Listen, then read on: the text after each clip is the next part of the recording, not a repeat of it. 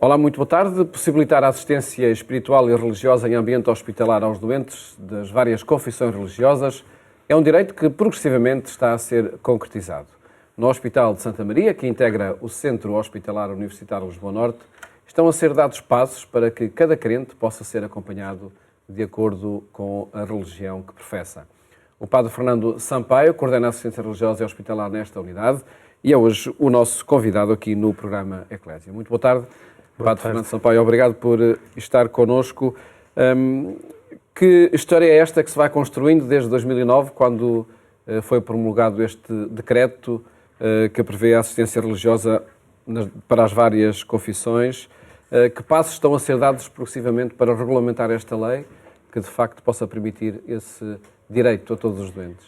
Muito obrigado pelo convite que me fizeram para estar aqui e é um gosto. Os passos que estão a ser dados visam tornar o serviço de assistência espiritual religiosa do Hospital Santa Maria, do Centro Hospitalar Lisboa Norte, torná-lo consentâneo com a lei, que vem de 2009, efetivamente, que funda a assistência espiritual religiosa no direito, na liberdade religiosa, portanto, naquilo que diz a Constituição e que é próprio dos direitos humanos, da liberdade de consciência, religião e culto.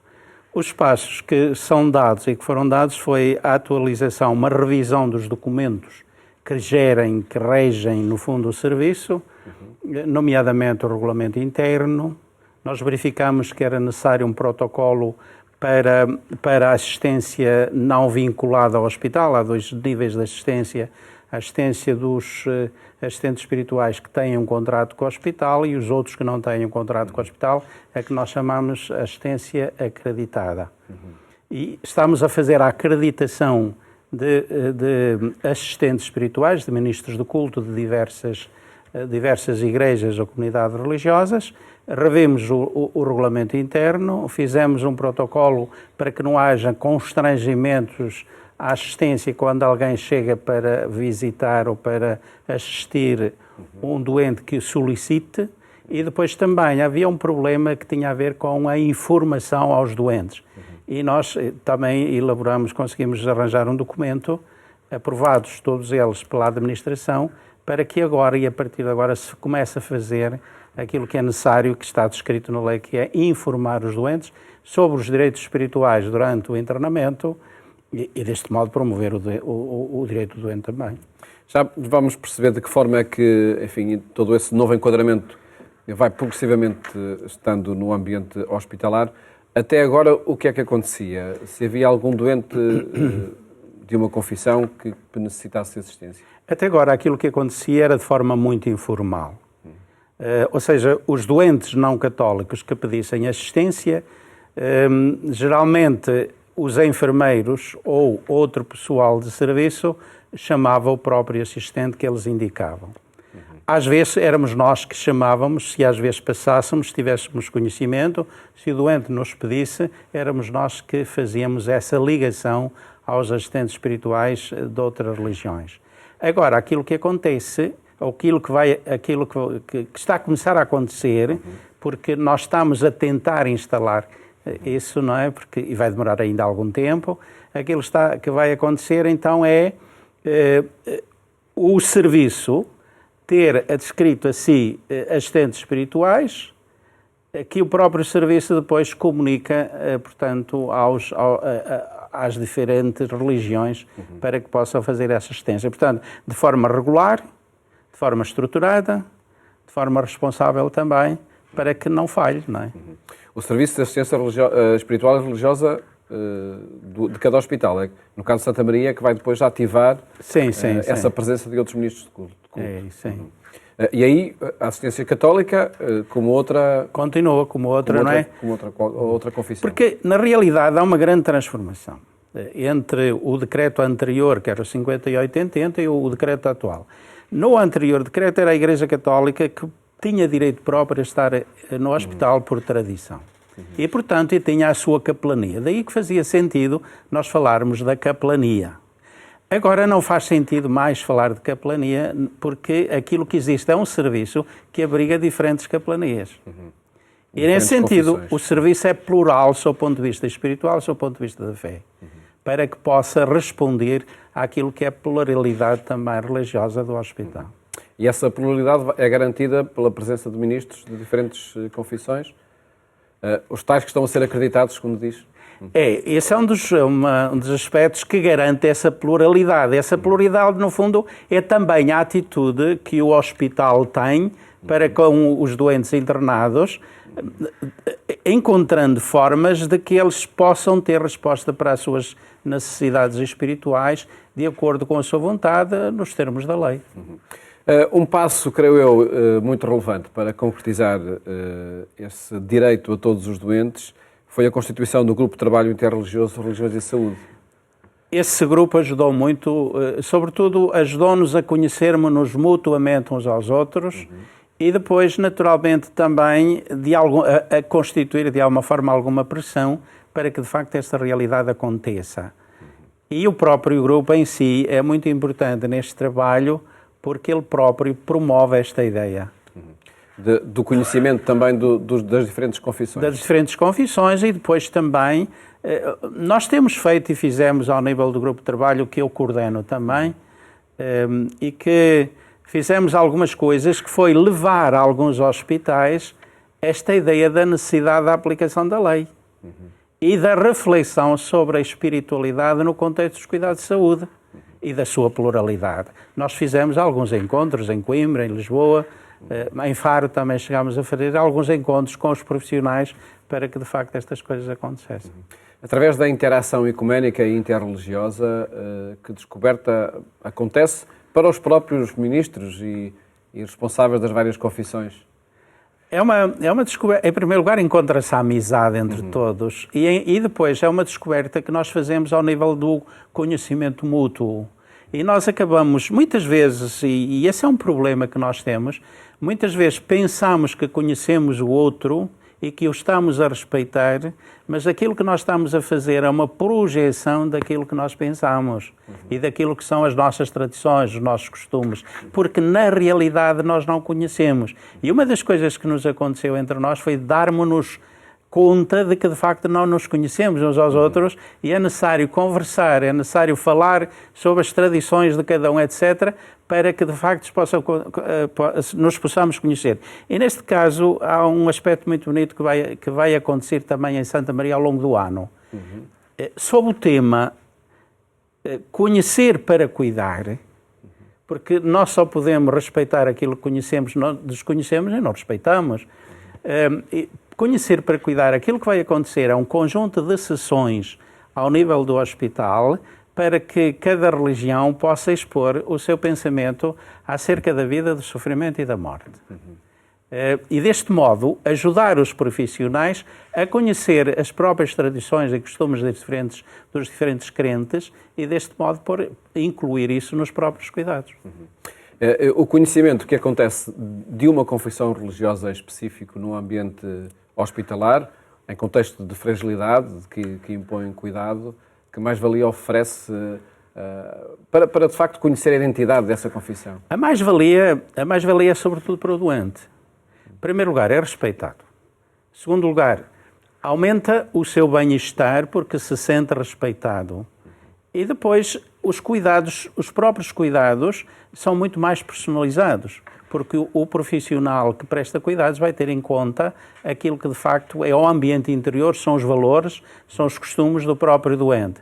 E depois, ao nível do próprio contexto hospitalar, faz uma outra coisa que promove a qualidade dos cuidados e humaniza o próprio hospital, porque se torna mais cuidadoso na relação com aquele doente e com a sua fé, com os seus costumes, com os seus valores. Mais próximo também do próprio mais doente. Mais próximo do próximo doente. Da sua história. O acolhimento por parte da administração do hospital e do corpo clínico foi natural para esta necessidade da presença interreligiosa?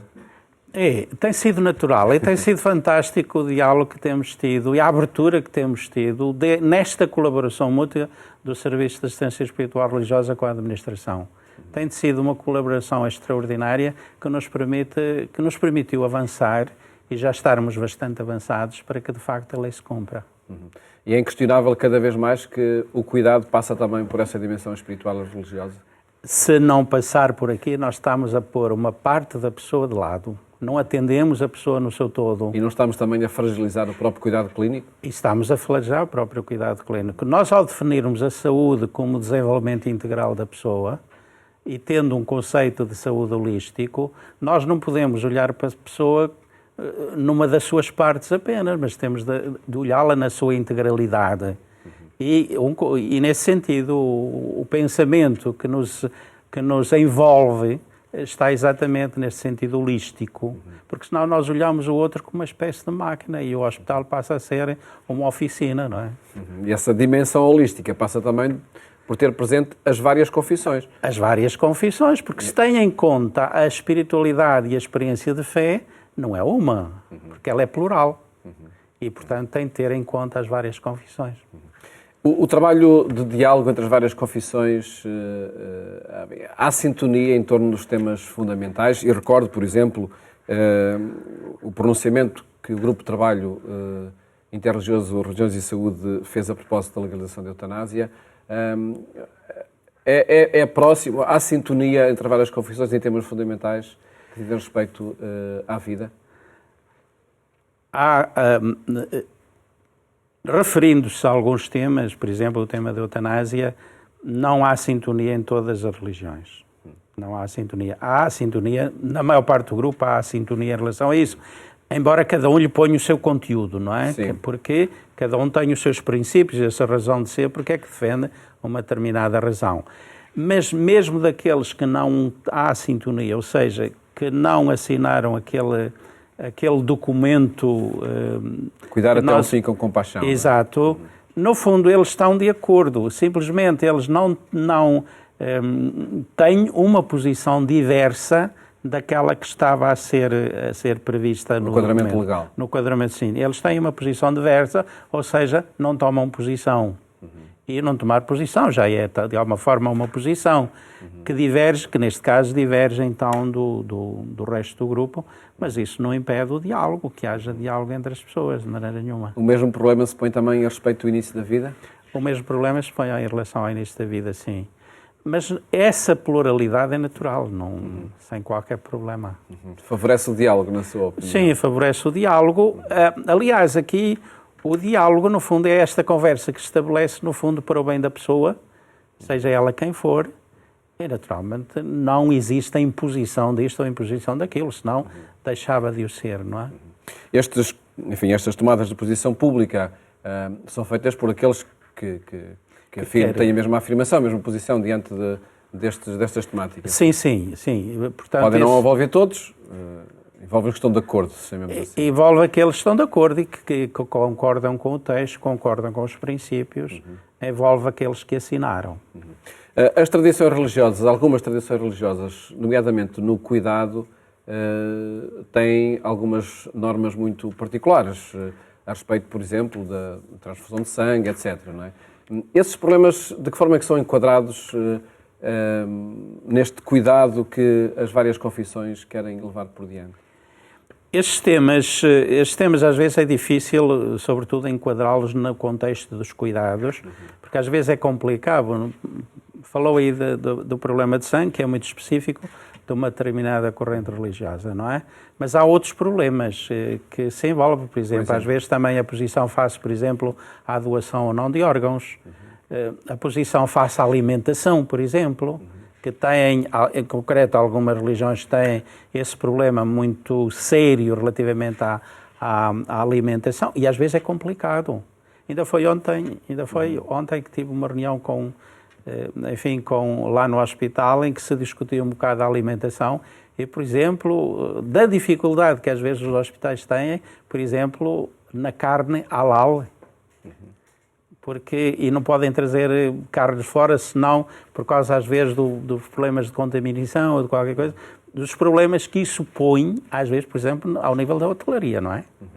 E quem diz isso diz depois também ao nível dos cuidados, porque há religiões que têm determinados costumes e às vezes é complicado integrá-lo no contexto dos cuidados.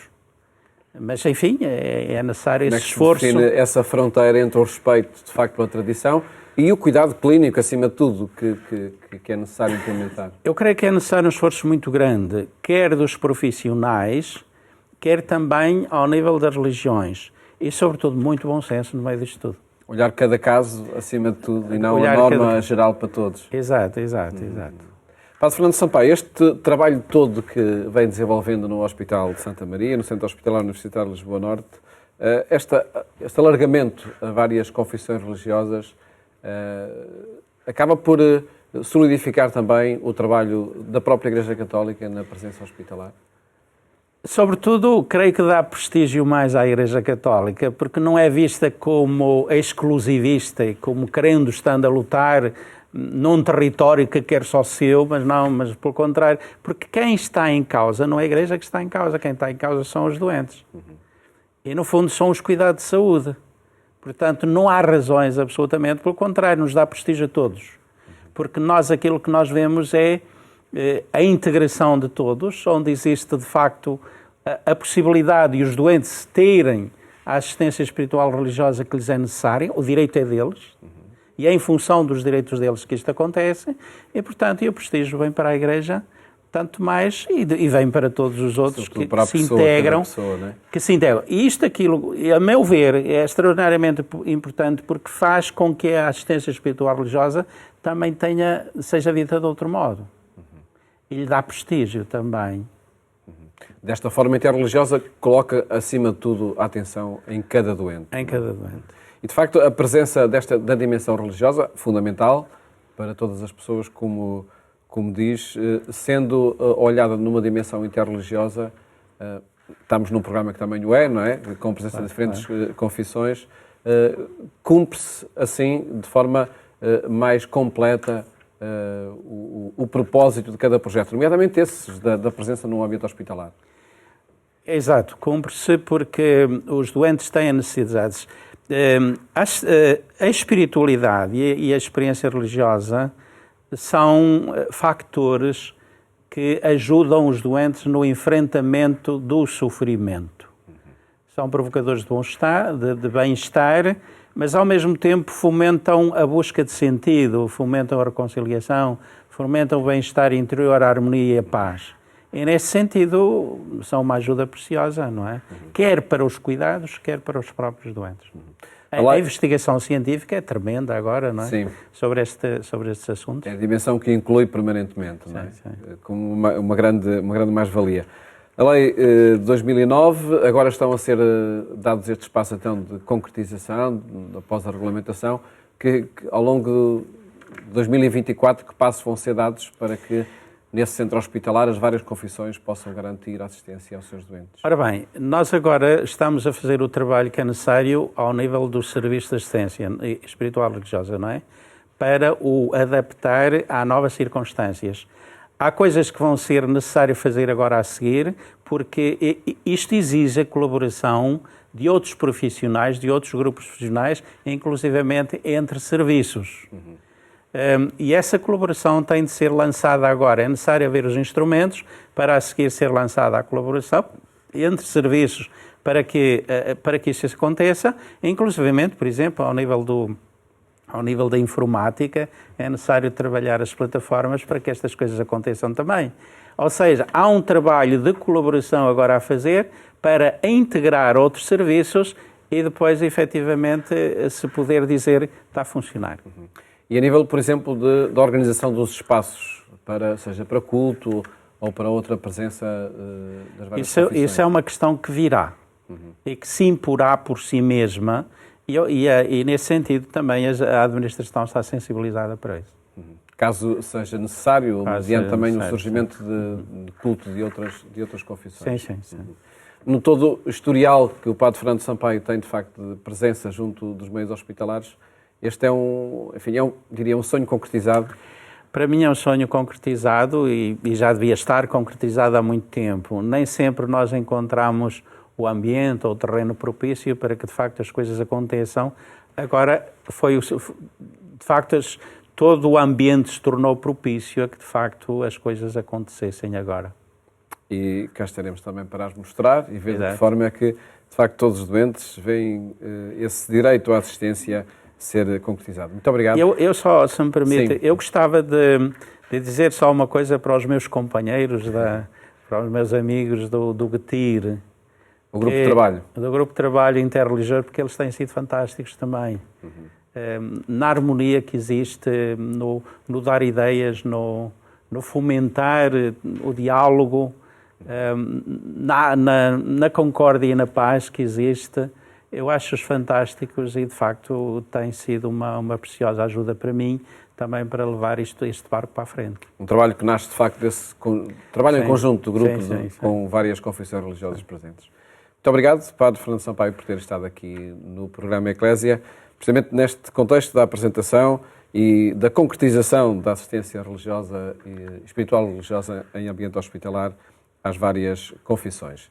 E a terminar, lembro que pode rever este e os programas que partilhamos consigo, tanto aqui na RTP2 como na Antena 1, no portal agência.eclésia.pt. Votos de uma ótima tarde e até amanhã, se Deus quiser.